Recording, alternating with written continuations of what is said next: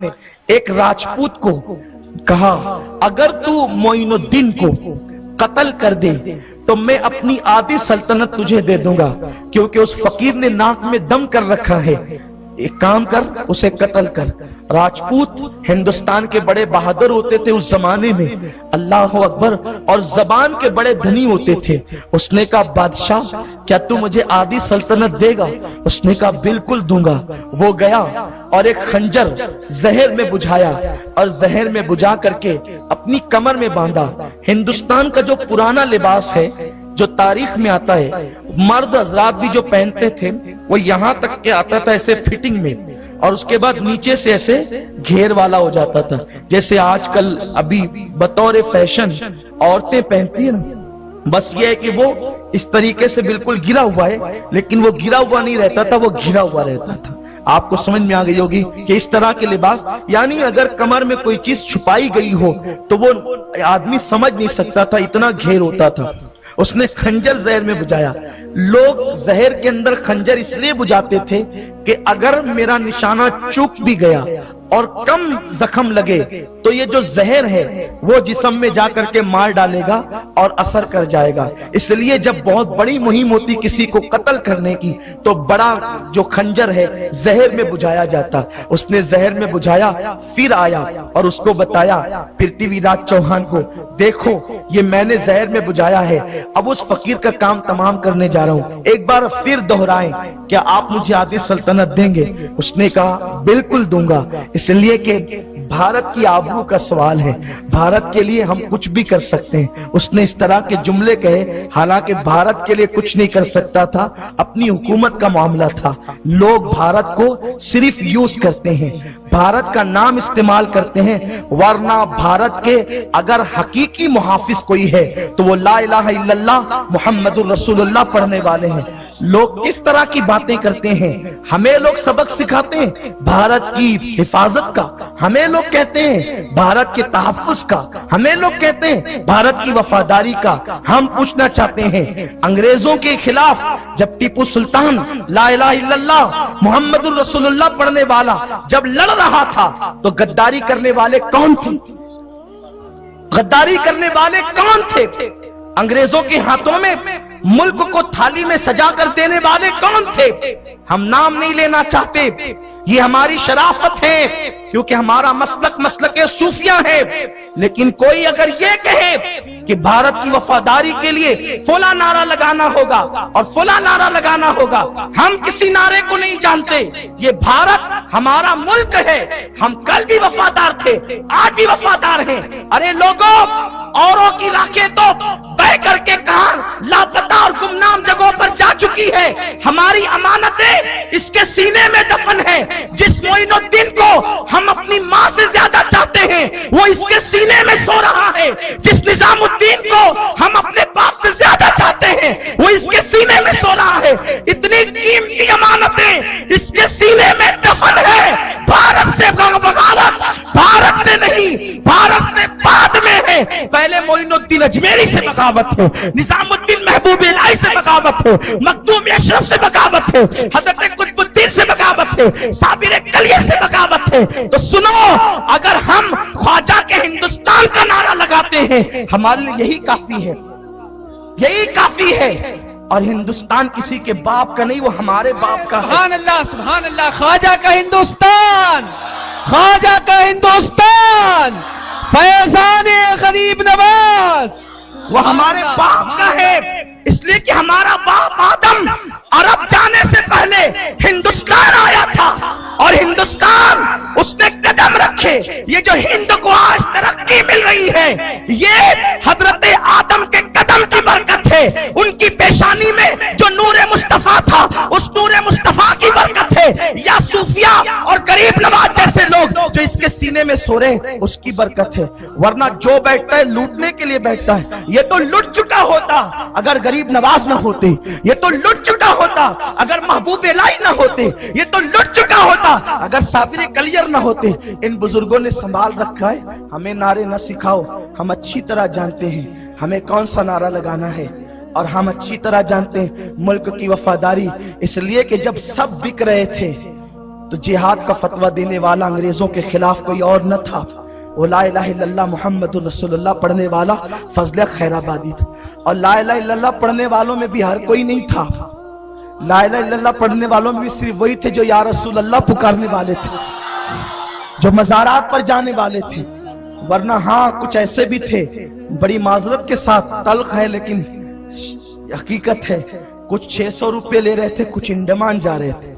600 روپے لینے والے وہ تھے جو آج ملک کے بارے میں گفتگو کرتے ہیں، اور انڈمان جانے والے ہمارے اسلاف تھے۔ بہرحال یہ گفتگو بہت طویل ہو رہی ہے، میں گفتگو کو اختصار کرنا چاہتا ہوں، اور حضرت نے عنوان بھی دیا تھا، لیکن کیا کروں، اپنے اسی عنوان پر میں مکمل طور پہ گفتگو نہیں کر سکا اور ٹائم شارٹ ہو گیا۔ تو یہ کہنا چاہتا ہوں، ہم نے کبھی بھی بھارت کے خلاف، ملک ہندوستان کے خلاف کسی کارروائی میں حصہ نہیں لیا ہے، اور انشاءاللہ نہ ہمارے جوان لیں گے۔ یار جن کو اپنے بچوں کے مستقبل کی فکر ہے وہ کیا کسی کی بغاوت۔ جس قوم کی غربت کا عالم یہ ہے کہ وہ اپنے بارے میں نہیں سوچتے، وہ ملک کے تخریب کے بارے میں کیا سوچے۔ جو اپنے پڑوسی کے خلاف نہیں سوچتے وہ اپنے ملک کے خلاف کیا سوچیں گے۔ آپ جیو، جینے دو۔ محبتیں ہم نے تقسیم کی تھی، تقسیم کرتے رہیں گے۔ ہاں ہم نے کبھی ملک کو لوٹا نہیں، جنہوں نے لوٹا ہم نے ان لوٹنے والوں سے ملک کو بچایا ہے، ملک کو آزاد کرایا۔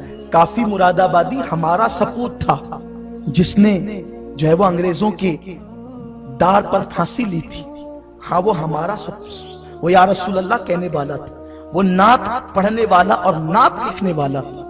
ہاں اس لیے کوئی ہمیں نہ سکھائے۔ اور اگر آج مولویوں کی زبانیں بک رہی ہے تو ہم کسی ایسے مولوی کو نہیں مانتے جو شریعت کے خلاف بات کریں، کیونکہ ہمارے یہاں تو معیار رسول اللہ کی ذات ہے، جو ان کے مطابق بولے گا وہ اپنا ہے، جو ان کے خلاف بولے گا اپنا ہے۔ اور آپ کو بھی کہتا ہوں، پوپٹ مت بنو، دوسروں کی بولی سن کر کے مت بولا کرو، بلکہ بلبل بنو، اپنی بولی بولا کرو۔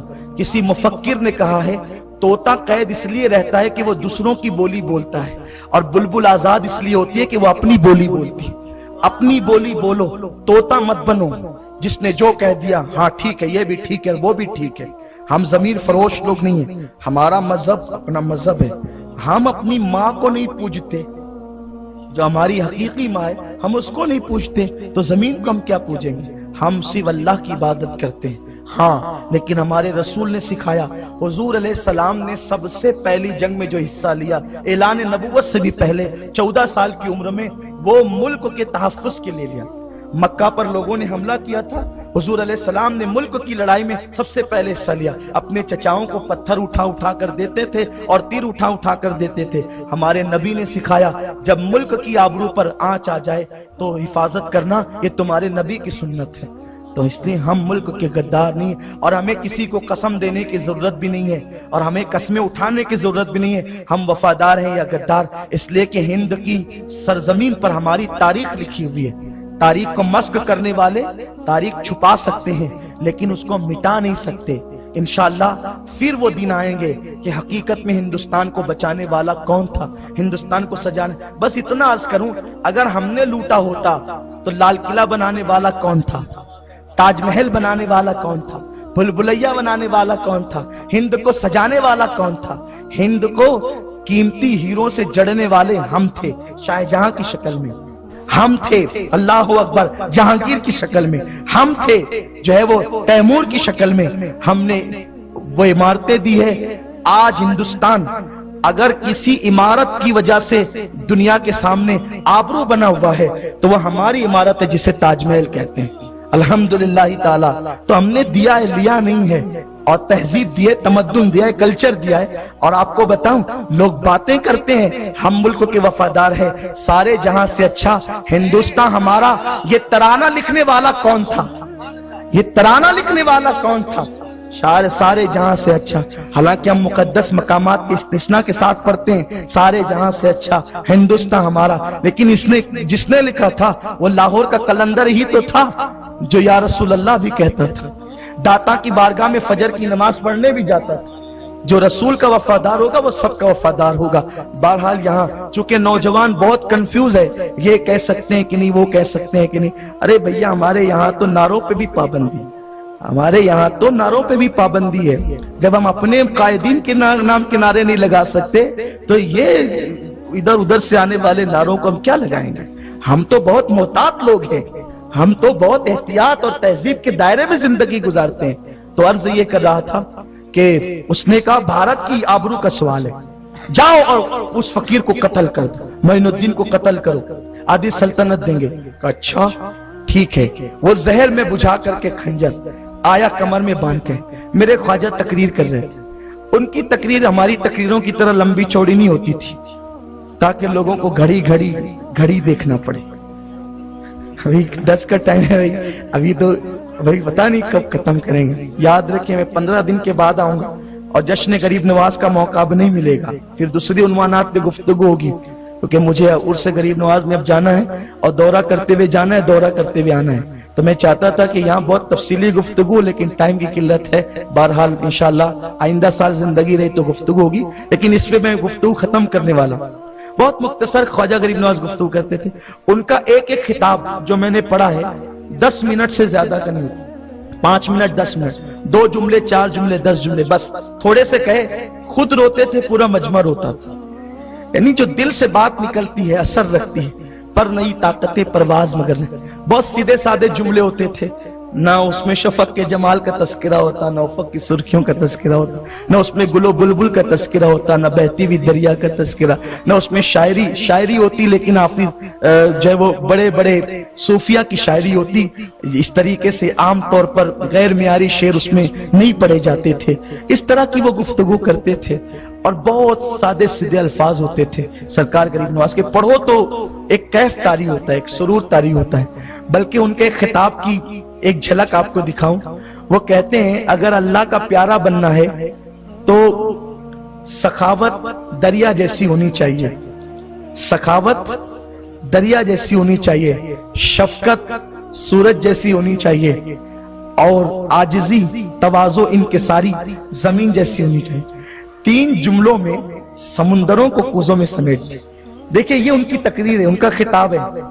यानी सखावत दरिया जैसी, दरिया बहता ही जाता है, बहता ही जाता है, बहता ही जाता है, और हत्ता कि वो समुंदर में जाके गिर जाता है। दरिया को ये ख्याल नहीं होता कि मैं बह बह के खत्म ना हो जाऊं, इसलिए कि बहता दरिया कभी बदबू नहीं मारता, बहता दरिया कभी बदबू नहीं मारता। तो कहते हैं सखावत दरिया जैसी है, जो आए ले जाए। इसीलिए तो आज तक तकसीम कर रहे, ख्वाजा हिंद वो दरबार है आला तेरा, कभी महरूम नहीं मांगने वाला तेरा। और शफकत सूरज जैसे, देखो सूरज कितना शफीक है, कितना मुशफिक है। वो जब निकलता है तो जर्रे जर्रे पर, जैसे अमीर की कोठरी में जाता है वैसे गरीब के झोपड़े में भी जाता है। उसके लिए अमीर गरीब सब बराबर है। कितनी शफकतें हैं, पूरी दुनिया पे वो अपना फैज तकसीम करता है। और आजिजी जमीन जैसी, इतने आजिज हो जाओ लोग तुम पर खो दें, गालियां दें, कुछ करें, किसी की तरफ न जाओ। ये है आजिजी।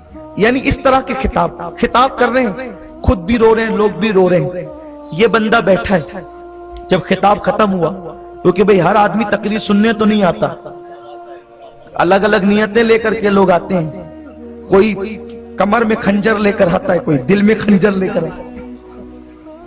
बातें तो लोग करते हैं ना, हर आदमी सुनने थोड़ी आता है। इसीलिए फिर बहुत संभल के भी गुफ्तगू करनी पड़ती है कि किसके कमर में, किसी के दिल में है। कमर वाला खंजर उतना नुकसान नहीं पहुंचाता जितना दिल वाला पहुंचाता। सुनते कुछ है, जाके बोलते कुछ है, और फितना और अजीब सा फैलता है। तो बहरहाल जो अच्छी नियत लेकर आते हैं, फैजान लेकर भी जाते हैं, करम लेकर भी जाते हैं, तकदीरें संवरती है। और जो आते हैं कि जो है वो नुक्ताचीनी करने के लिए, वो सिवाय नुक्ता के और कुछ नहीं लेकर जाए। उनकी जिंदगी में ही नुक्ते हैं, उनकी जिंदगी में ही नुक्ते हैं। जो नुक्ते लेने के लिए आते हैं, जो क्रिटिसाइज करने के लिए आते हैं, नुक्ताचीनी। क्योंकि मक्खी की आदत होती है, मक्खी पूरे अच्छे जिस्म को छोड़ करके जख्म पर ही बैठती है, क्योंकि उसको गलाजत ही पसंद है। अगर वो गलाजत पे न बैठे तो फिर मक्खी क्यों कहलाए। और एक बात आपको बताऊं, देखो 2 मक्खियां हैं, 2 मक्खियां हैं। एक ये तुम्हारे मोहल्ले की मक्खी है जो सिर्फ गलाजत पे बैठती है, और एक शहद की मक्खी है जो फूलों पर बैठती है। जो फूल पे बैठती है वो पाली जाती है, और जो गलाजत पे बैठती है वो मारी जाती है। गलाजत वाली मक्खी ना बनो ताकि लोग तुम्हारा कत्लेआम करें। वो खुशबूदार पसंद करो, फूल पसंद करो और उस पर बैठो ताकि पालना लोगों की जरूरत बन जाए। और फिर ऐसी पाली जाती है कि वो मुंह से जो उगल दे, मुंह से जो उगल दे, कुरान कहता है उसमें अल्लाह ने शिफा रखी है, इसलिए कि वो बैठती फूल पर है।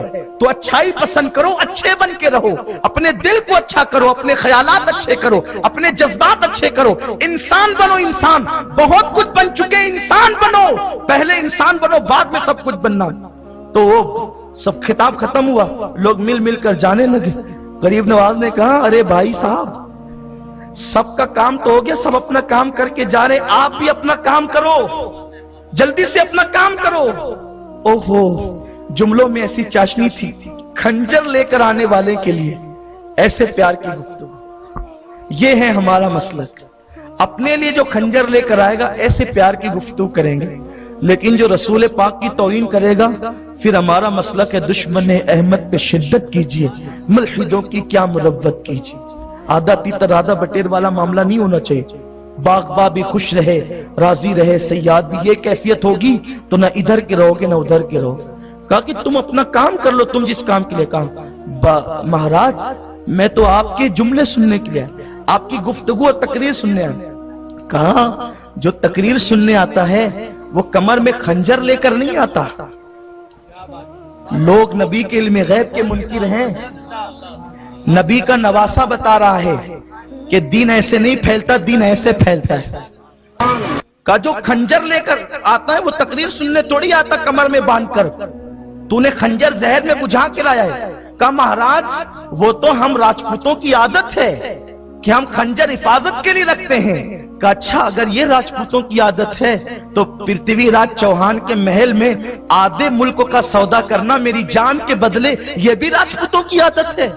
बता, अभी तू जो आधे मुल्क का सौदा मेरी जान के बदले करके आया है, क्या तू न था?